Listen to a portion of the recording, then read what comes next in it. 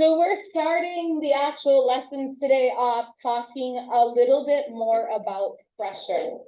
One thing that I'm not sure you guys as teenagers or most humans in general know is that most of the weather is controlled by the pressure. The pressure is controlled by the temperature, remember, so they're all tied together. But what kind of weather we're having actually depends on what pressure is in the area at the time. If you've ever listened closely to weather reports, they'll say a high pressure system is moving in or a low pressure system is moving in. And that will tell you what kind of weather to expect. So you can see here on page 29, we have two very short readings, one about high pressure, one about low pressure. And then our note section here on page 31. What I want to do is first we'll start with what we're looking for. So you can see I like these kind of notes when there's two separate things where we can just compare them real easily. So that's what we're going to be doing here. So you can see we have high pressures on the left-hand side of this chart, low pressures on the right. And we're just going to be looking for some very basic information from those very short readings. So we're going to be looking for, they're also known as, you can see I filled in the low pressure. I'm not sure why I did that because I'm pretty sure it's in the reading.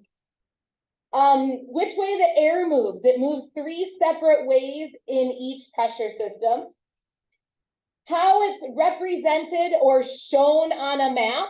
So if you're looking at a weather map, high pressures and low pressures will have a distinct way that they write them on a map. Density of the air, I'm just looking, is the air density high or low? I'm not looking for an actual number.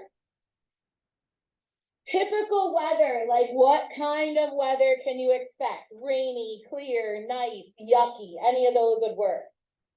And then for the drawing of the arrows, I think we'll do that part together. And then you can see at the bottom of this page, we have, we're just comparing, we're actually gonna skip the bottom for now. I think we'll do that tomorrow just to see how you did with it. What I suggest is we are gonna read this together because I know that oftentimes we don't actually read when we're told to. Myself included, I like to skim, but in this case, since they're so small, I think we don't need to actually, I can just read it for you. I do recommend highlighting what we're looking for in the reading. Does anybody want me to deliver them a highlighter? And if you highlight, that way we can make sure that on page 31, we don't end up with any wrong information. Because I would hate for you to fill in page 31 and have a bunch of wrong answers. Nobody else? Okay. Because 31 is going to be your notes for high and low pressure.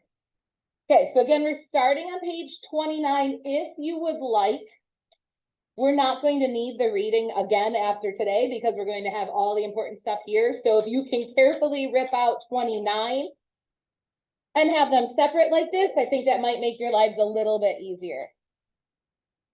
So again, we're starting with looking for what they're known as, how the air moves, how they're shown on a map. Do they have high or low pressure? What's the typical weather? And then we'll just draw the arrows together. All right, here we go.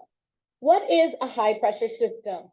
A high pressure system is a whirling mass of cool, dry air that generally brings fair weather and light winds.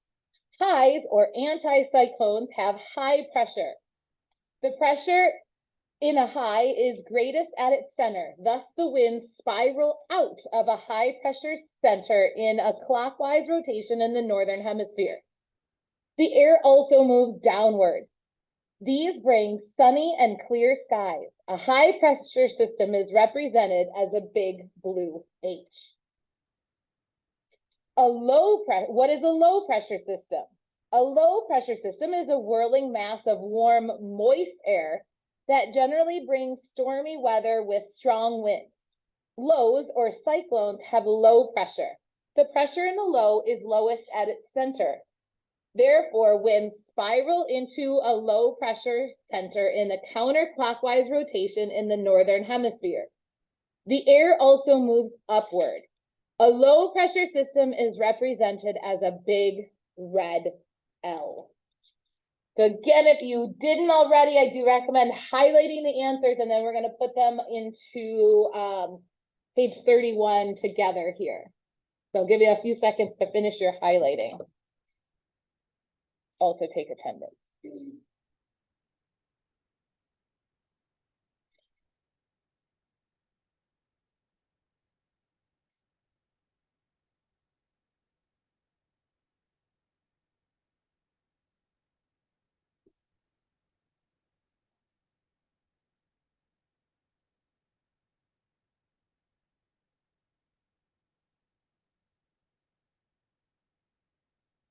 So starting off with high pressure, did you find what they're also called, and did you highlight that?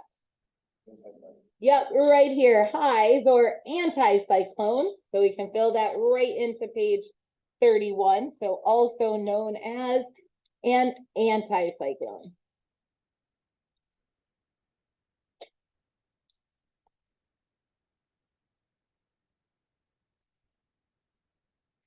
How about the three ways air moves? Say it again.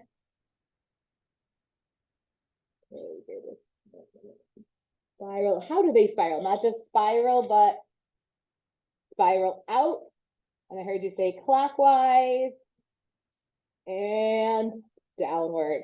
Those are the three ways air moves. So you can actually just do out if you wanted, clockwise,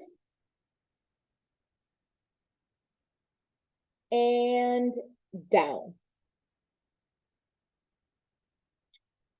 Let's actually talk about that part for a second. Wind blows out of a high pressure. Does that make sense, what we already learned about winds? How do winds move? From what pressure to what pressure? High to low. Remember, I kind of compared it, I didn't kind of, I flat out compared it to a fart.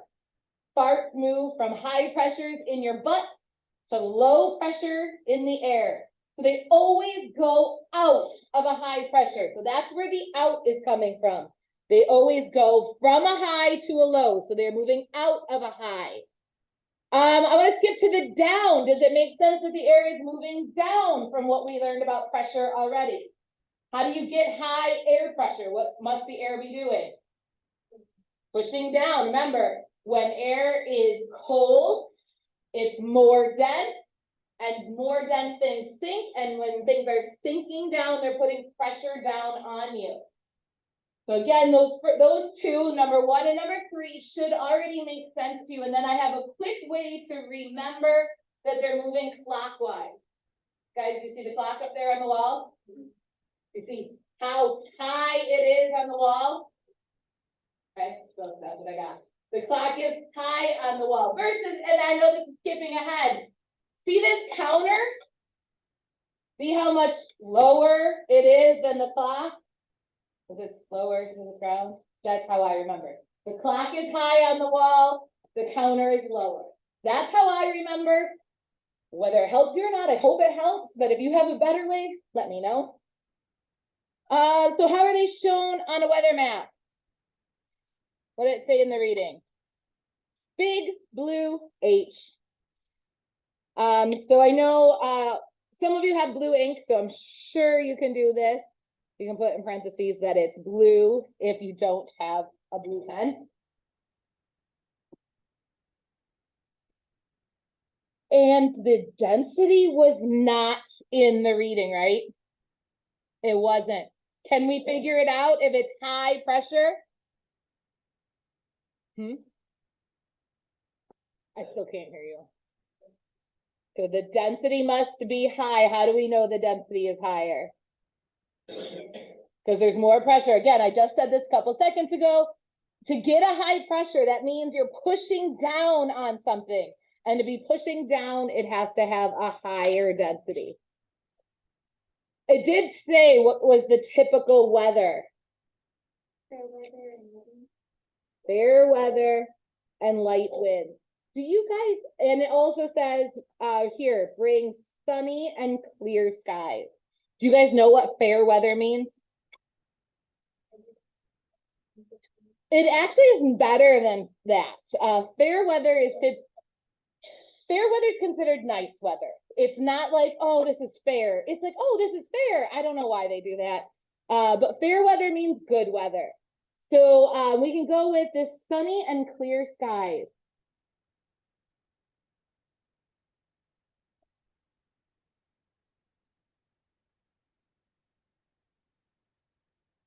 Or in other words, this is nice weather.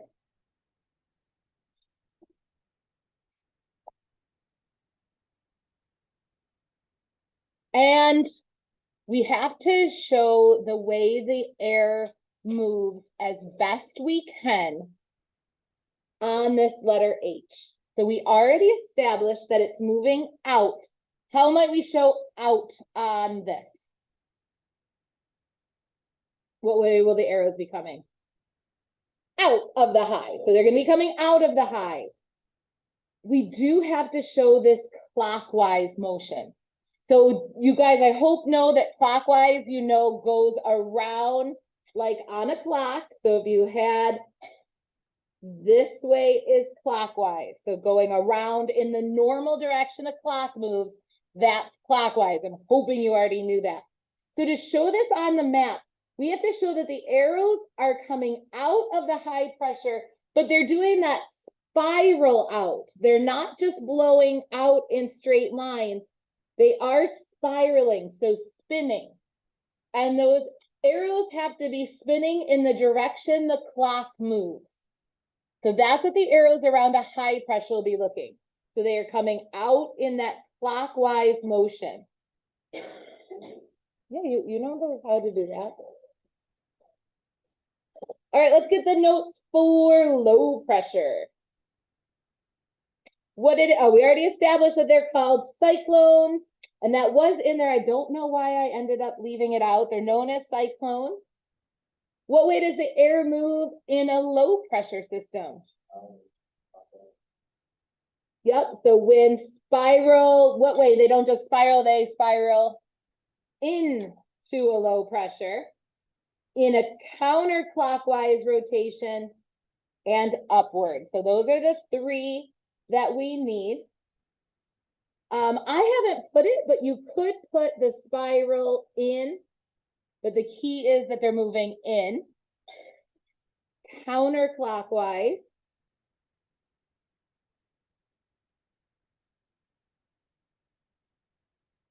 and up. So again, those should make sense, because if it goes from a high to a low, if you needed to show that with arrows, that would be pointing towards the low pressure. And the up, again, if we have low pressure, that means the air has to be not pushing down, but moving up on you. And then again, I went through the clock is high on the wall, the counter is low. That part you just gotta remember. Represented on the map with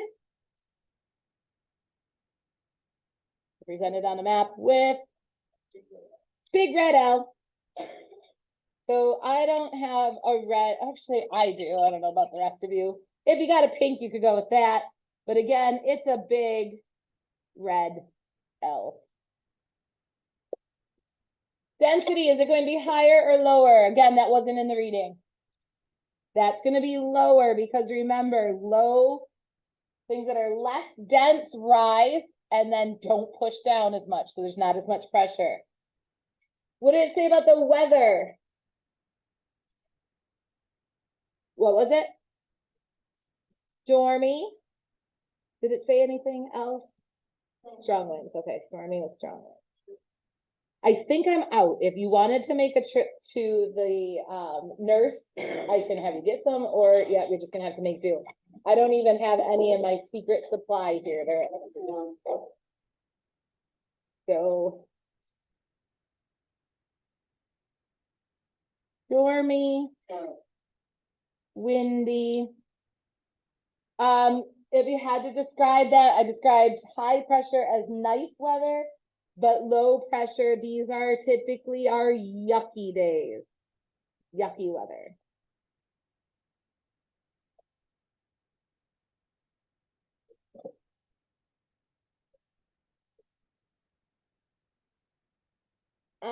And then we have to show the spiraling in counterclockwise part on the map.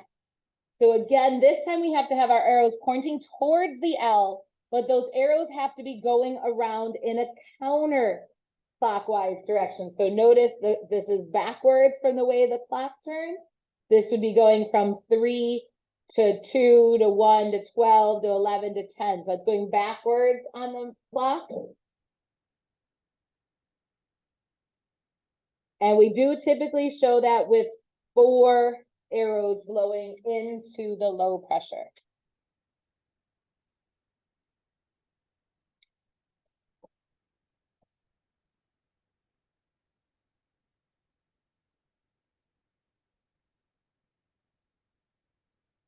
So we kind of got to figure out, and this is going to be a recurring theme for the next couple of days. I want you, if you can see outside, where do you turn it? Only just ripped off a few leaves over there. A few more. Take a look outside. I'll open this one too for those of you who can't see that way.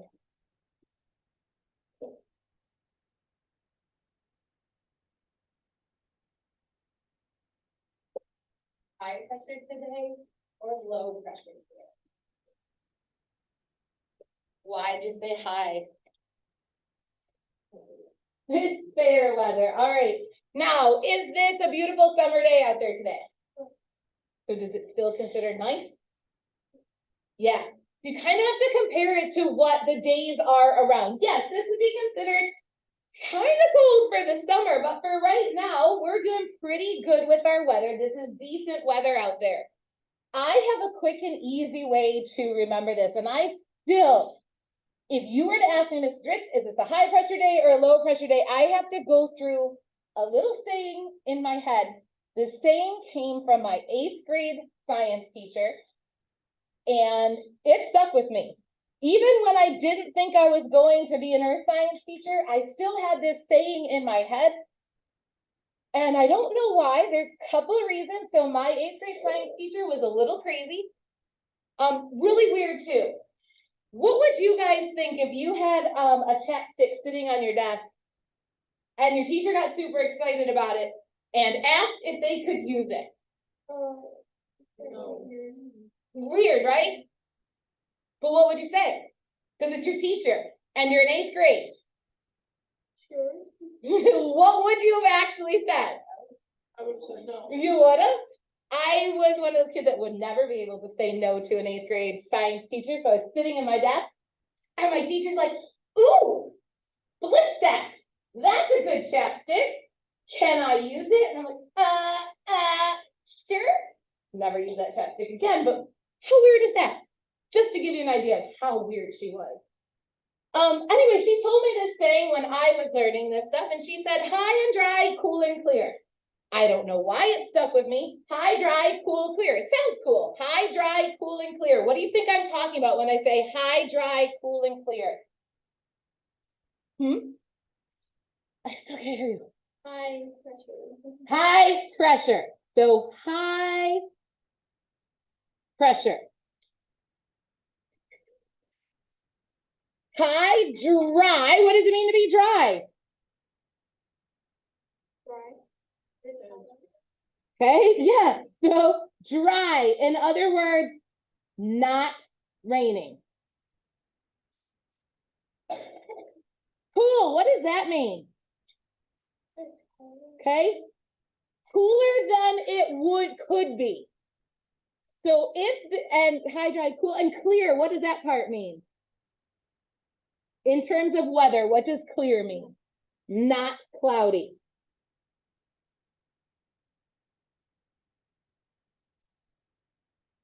High, dry, cool, and clear. The high describes the pressure. The dry describes that it's not raining. Cool means it's cooler than it would be if there were clouds. And clear means not cloudy. High, dry, cool, and clear. I can look outside and I can see, yeah, it's not raining. Yes, it's cool. It's crisp. Not uncomfortable, not hot out, but cooler than it would be if there was cloud, and it's clear. High, dry, cool, and clear. If you know that, what do you know about low pressure system? If you can memorize high, dry, cool, and clear, what do you know about low pressure? It's the other way around. So low pressure will be wet. So it'll be raining or snowing or foggy or yucky. What's the temperature going to be? What? Or at least warmer. It doesn't have to be hot, but it has to be warmer. And what else do we know? If we know high, dry, cool, and clear, we know that low pressure has cloudy. So I look outside today and I say that in my head. I say high, dry, cool, and clear. And if I can say it, if it's dry, cool, and clear, I know it's a high pressure system. Now, I do want to talk about the cool and the warm. Warm, like I said, doesn't mean it's hot out. So it doesn't mean all summer it's a low pressure. It just means on those days when it's cloudy, it's warmer than the days when it is clear. Why would the days when it's cloudy be a little bit warmer than the days when it's clear? The clouds trap the heat. You guys remember the video I showed with the sun rays coming in? Well, remember, one greenhouse gas is water vapor, and the clouds are made out of nothing but water vapor.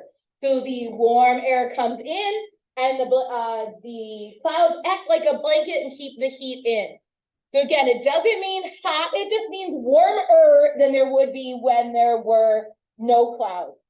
The easiest thing to do, though, is look to see if it's dry and clear. If it's dry and clear, it's a high pressure. If it is wet and cloudy, that would be a low pressure.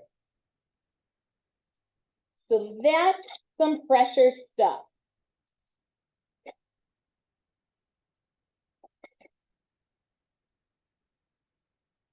And I think we'll just stop there because I have a feeling my other classes are going to need a refresher course because so many people were absent on the weather station models. So we'll start you guys off in an easier, smoother lesson today. You have no homework yet. We will be having some homework more this week.